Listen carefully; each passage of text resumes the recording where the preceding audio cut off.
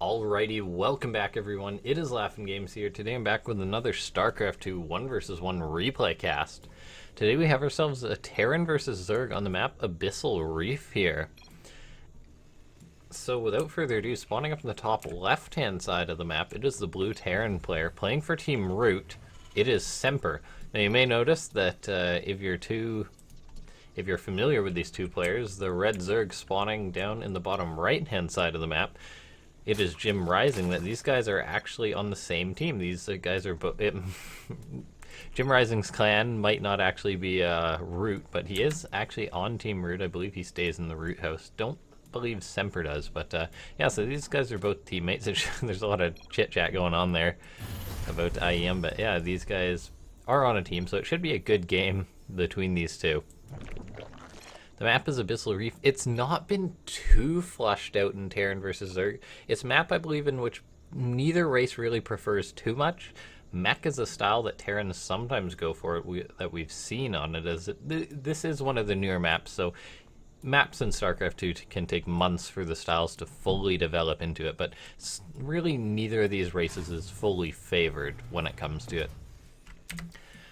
So anyway, Semper looking to go for a gas first, I believe. So just going to be the more Legacy of the Void expand. Terran players in Legacy of the Void, they started out by going with just standard barracks into gas, but now they want to get out the tech a bit later as the meta lately, so they do opt for that gas first, and Semper is one of those Terran players. Man, that fish is going through walls and whatnot.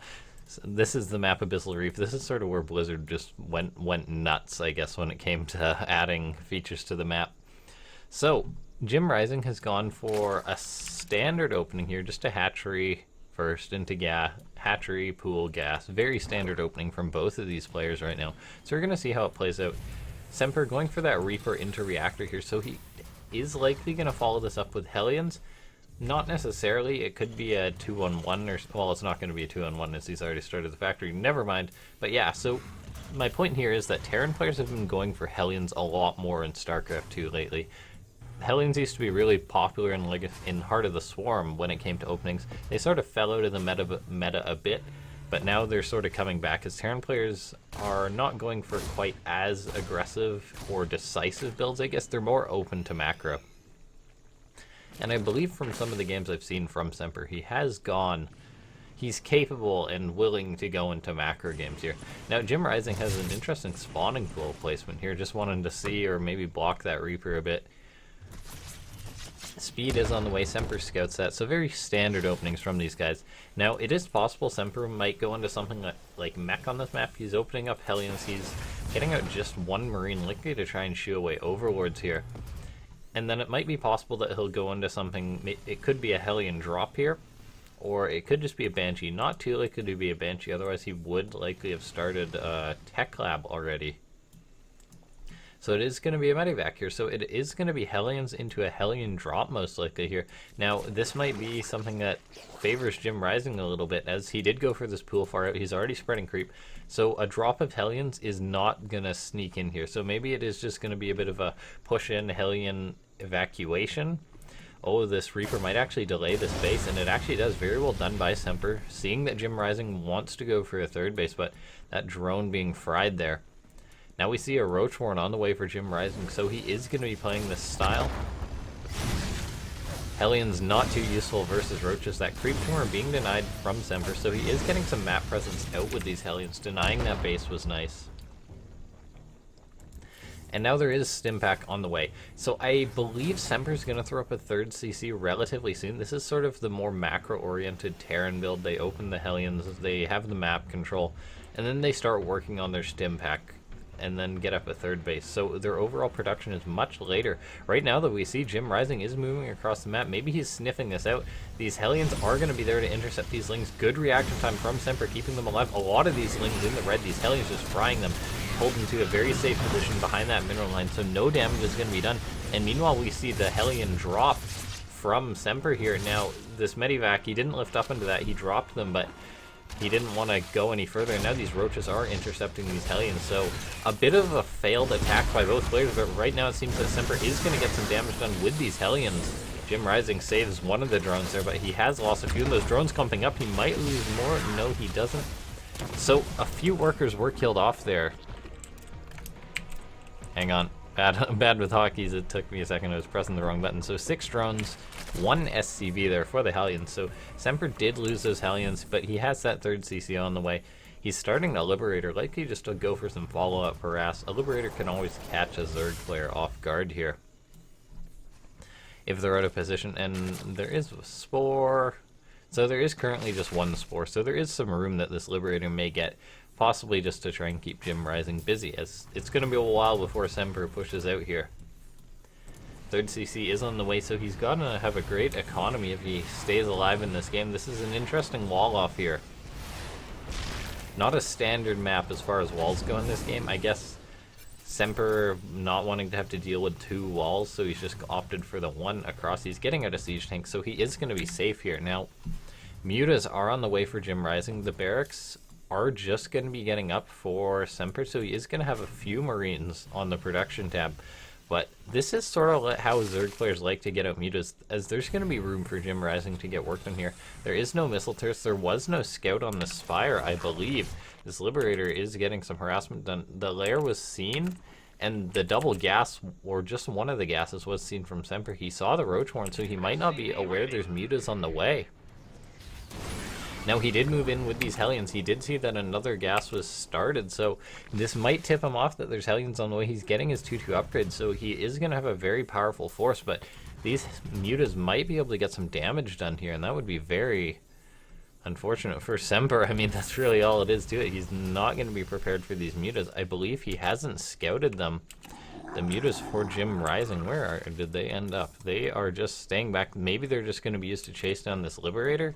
They're all just popping out now here, and they are going to head across the map. No missile turrets on the way for Semper. I guess he was lulled into a false sense of security by seeing those roaches, but not aware this is coming. He does have Marines out, but they're not really in position. He's actually opting to go for a push. He's going for the further up base. He's getting 2 medivacs out, but he does only have 1 medivac. An armory is on the way, so it looks like it's going to be a bit of a Hellion tank Marine push. Whoa, look at that Overlord corpse flying up. That medivac is weak. Okay, there we go. Good turret timing from Semper here. There's mutas for JimRising, got nothing, and the Marines are actually going to stim and get on top of these mutas here from Semper. 3 mutalisks lost by JimRising. They're very nicely done. Another Overlord, so no damage was done by those mutalisks at all there. Semper, good timing, got up those turrets. He can now pull these Marines to the front, and it's possible he'll be able to go for a scary push. JimRising's 2-2 is going to be late, and he's opting for this ranged attack, so it is not going to be just Lings here. He's going to be opting for roaches if he wants. 4th base is finishing up for, well, finished up for JimRising. He's starting to saturate. He's up to 73 drones, which is a very healthy count. He's building up mutalisks, but losing those 3 was certainly not a good start. He'd have a 9 instead of 6 right now, and 9 has a lot more pushing power here. JimRising trying to find some angles with these mutas, but nothing so far. And now we see that this is a scary amount of bio for Semper. JimRising's down on army supply. 2-2 on the way for Semper. A Baneling Nest is just finishing up here. So it seems that JimRising may just die to this. These Marines stimming, trying to get that 1 creep tumor. It's so funny how they're trying to clump up just to kill that 1 creep tumor. Mutas are going to fly over these Marines yet again. JimRising losing more units. The 5th base for JimRising going down a bit ambitious. Gonna buy some time here. Units on the way. There's actually Ravagers out for JimRising. He got those out, so those will help.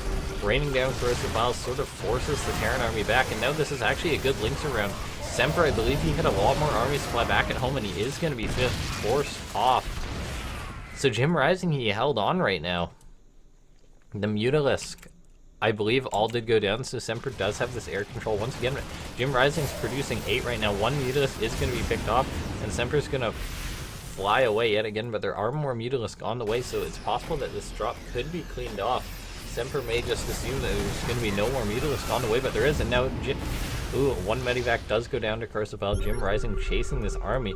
Semper's macroing here, and he's got 5 Widow Mines out right now.